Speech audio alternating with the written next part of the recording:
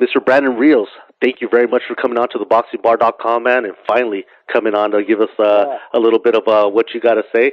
And thank you very much for coming, and welcome. Hey, no problem, man. Thank you for having me. I guess it took so long. But, yeah, man, thanks for having me. And do questions to the fans from here, and everybody knows what we're about. Amen to that, brother. And before I say anything else, man, I got to give you a big thank you, man, from all the boxing fans, man, all of us in the boxing that really love the sport. You've given us two big fights, man, recently, your last two fights that have just shaken up the boxing world, and, we're still feeling the aftershocks from that. How do you feel at the moment, physically and emotionally, since that last fight a few weeks ago against Alvarado? Dude, honestly, I feel good, man. I'll be back in the gym Monday already. I feel good. My body feel great. After the fight, I wasn't really disturbed like bad. I wasn't really like crazy. Maybe a week after the fight, I was okay again, and I feel good now. Like I said, Monday I'll be back in the gym. Start training again. I just feel great. I'm ready to fight again, man. I don't know why, but I love the sport so much that I'm ready to fight. I'm ready to fight. I'm always ready to fight. After I fight, I'm ready to fight again. So hopefully, if it's not Alvarado, hopefully it's somebody else. We gotta make the thing. We gotta settle the score. It's 3-3, so it's tied 2-2. He won one, I won one. So now we gotta go for the third one. We're gonna take them all. And after all these fights that you have, like after this last fight, what do you usually do? During that time, do you take some time off? Do you go straight back to the gym? What do you do on your spare time? Honestly, on the first time, I just like to stay home. I'm a family guy. I'm a family man. I like to stay home and spend time with my kids and my wife, because when I'm training, I really push them away. I don't really I'm here physically, but not mentally. So when I'm here, I'm more concentrated on boxing. So I think my fight when I was done, I like to just chill, stay home, be with the family. Like I said, I'm a family guy. So honestly, I like to be a lot at the Gonzalez Market where my in-laws had the store. It's on Gonzalez. I like to be there a lot too. So that's why I always got too. These last two fights that you had with Alvarado, like we talked about, I mean, they're, nominees for Fight of the Year. Your first fight was last year. That was one of the nominees of the top Fight of the Year. Also, this one is going to also be up there. After, these two big fights like this, what do those mean to you? Well, those type of fights, I love it. I always want to be in those type of fights. Those type of fights I love.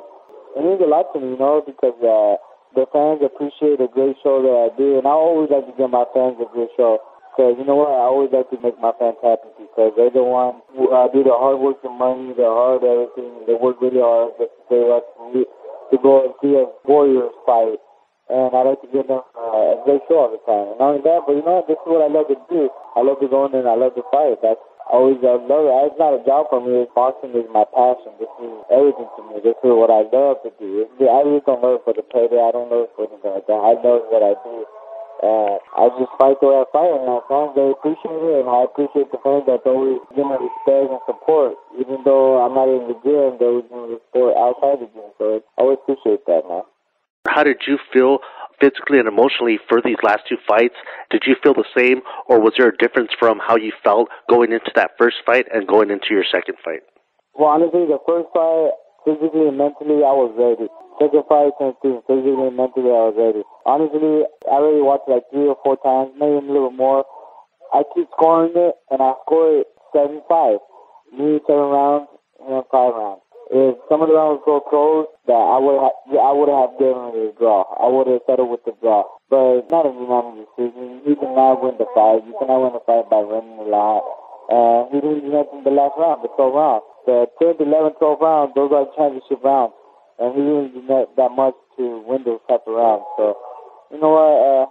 It is what it is. It happened. I kept my off to Mike Alvarado. He came and did what he did, and that night he had my number, so we got to settle it. And I'm ready for number 3 now. And after that fight in the interview, he said that right there in front of everybody, you confronted him and you told him, if he'd give you that next fight, you would even do it in Denver. I think last week I heard that there was rumors that Alvarado might be fighting Pacquiao, and that was supposedly, almost signed. How do you feel about that, knowing that last year after your victory, after the first victory, which was, by knockout, you were supposed to get Pacquiao, but I guess because of the way he was knocked out, he wasn't able to fight. You took a second fight with Mike. This happened. He happens to win the second one, and now he might get the chance with Pacquiao. How do you feel inside about that? You know, I thought it sucks because I was promised always. I've been promised to fight Marquez, Pacquiao, and every time I win a fight, every time I do my fight and I win, something else happened. Oh no, they're not gonna fight you. Maybe next time. Maybe next time. So you know, it does kind of suck ass because what have he done, man? He beat me, but he really beat me. If you look at the faces, his face is more jacked up than mine. If you see, I thought I wanted to fight. I knew I wanted to fight. I keep scoring 7-5, and all of a sudden he beat me. He hit a shot at a fight to fight Pacquiao. That's fucking horseshit. To me, that's horseshit. But you know what? There's nothing I can do about that. That is what it is. Hopefully, my manager Cameron Duncan can make the fight still happen for me and Pacquiao.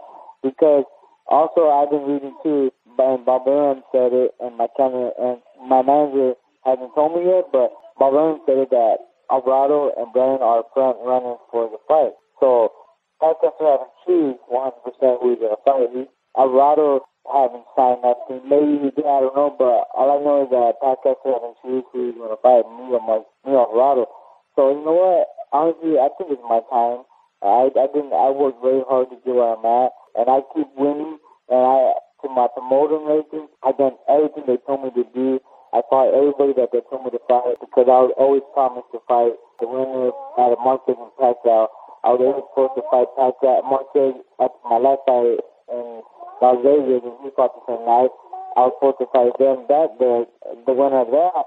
And now Marquez and Pacquiao supposed to fight, and nothing happened. Now all of a sudden, Alvarado takes over the turn. It's like, dude, I've done a lot already, man, and I'm ready to step up to the next level.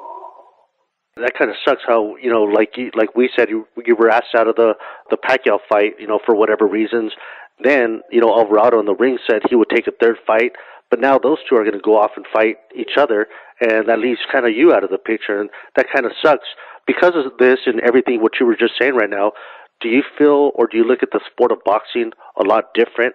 I mean, because of this?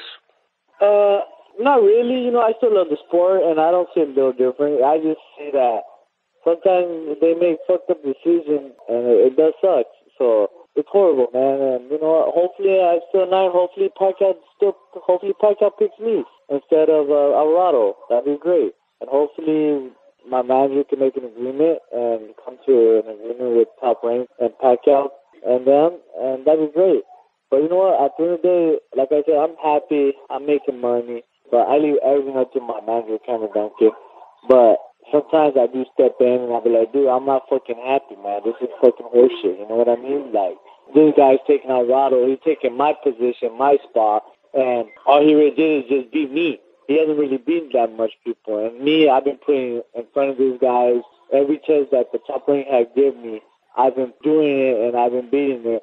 All of a sudden, first time I beat him by stoppage, second time he beat him by decision. It's like, dude, come on, it's my turn. Yeah, it's kind of weird how you win one, he wins one, but all of a sudden, just because he happened to win the second one, that for whatever reason counts more when it's really the same thing. Plus, you won by decision. I mean, you won by knockout, which is a more decisive type of win. And even add to that, before you went in the ring with Alvarado, you were favorite, and people are already looking, they were thinking you were going to knock him out again, and people are already talking about what would it be like with you and Pacquiao, so it does kind of suck in that whole perspective overall. Yeah, but you know what, honestly, like, me, I'll fight, like, I didn't have to take the second fight with Alvarado. To me, it was like, what's the point? I beat him, I stopped him, I didn't go decision, I stopped him. But you know what, just the type of person I am, I'm a warrior, and I wanted to fight. They paid me good money to fight him the second time, so that's why we took it. But I went in there confident. I went in there mentally and physically ready. I'd done the right preparation for that fight. And you know what? Honestly, I think I won the fight. The reason why it went the distance because he took on running. This time he came with a different game plan. He ran. He hugged me more. He held me more. So, you know what? I thought it was going to be the same fight. That was my fault for thinking it was going to be the same way as the first one did, but he knew that he could have toe-to-toe with me because look what happened the first time. I think the second time I would have knocked him out, but he knew that, so he heard me this time. It kind of sucks, but you know what? It is what it is. It happened, and I'm ready to fight again. Hopefully, Pacquiao can give me a chance, and let's get it on. I think we do more buys on pay-per-view than Alvarado would. I think we'll sell more I think would be better for all around. And a lot of people did say that they thought you won, and a lot of people did say that Alvarado kind of ran in those last rounds, from what a lot of people were saying online or whatever. But then there was also that other view where there was a lot of people that, were maybe happy that you lost for whatever reasons they might have. And there was also a lot of people that were even saying it's all because of his trainer, Robert Garcia. He made him fight a one-dimensional fighter. He should leave him. Brandon should leave him and go with somebody else.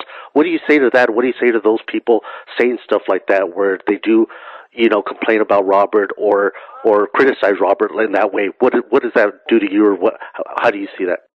It doesn't get to me. It just makes me stronger, and we just keep proving them wrong. And then those people that always talk shit, they maybe have something against Robert, or they have something against us. They don't like us. Those are what we call the haters. They always gonna say something. If Robert made me only one-dimensional fighter, and I couldn't fight, and I couldn't beat a boxer or somebody that moved, if that's the case, why did I become a world champion? Why did I was still undefeated for 32 fights until Alvarado, the 33? He won, but it wasn't like a convincing win. It was a decision, and everybody thought I pulled it off. So those are the type of guys that they're just gonna be on the online and talk shit, but in our face, oh man, we're your biggest fan, blah blah blah. Oh, nice to meet you, can take a picture and stuff like that.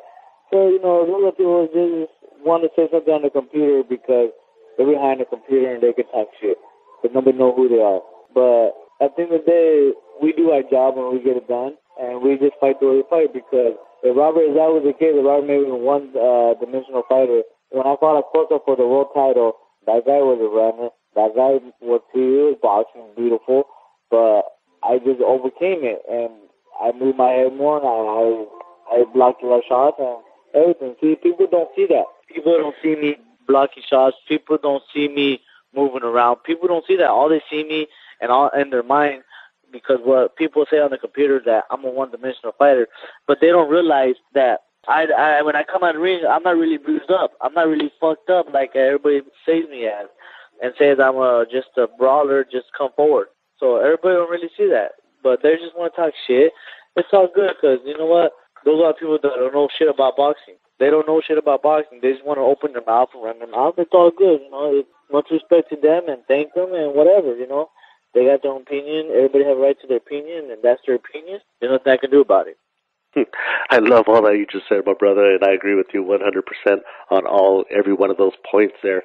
Talking about Robert Garcia, man, he's been like a big brother to you. He's been there, through a lot of your career. He's been there with you through ups and downs or whatever it might have been. What does Robert Garcia mean to Brandon Rios, personally and professionally? Well, Robert, he's a good friend of mine. He's always been there for me. He brought me down here from nothing and to make me a superstar, to make me to fight for good money and be a great boxer and become world champion. So you know what? Robert's a good person. He's been there for me, like I said. Actually, he was my best man at my wedding. He's my Nino. He baptized me. So you know what? He's a great person. People just see him from the negative part. And I guess that's what he is, because I don't know Robert before that, how he was. But now, to me, he's a great person, and he's a loyal person like I am. And what else can I say? And there's another guy in the gym that people don't realize. His name is Don O'Leary. He's really loyal to me, too. He's a great person. He helps Robert a lot, and he's also a great friend of mine. And he did the same thing that Robert did. He opened his home and let me live in. And same with Robert. He opened his home and let me live in. And these two people helped me. They helped me to get where I'm at. And then my wife, she helped me a lot too, because my wife, she gave me two beautiful child and one on the way. I just got great people around me. With great people around me to help me to build. I don't know how to say it. I just got a good family around me. These people are like family to me, and they're great people.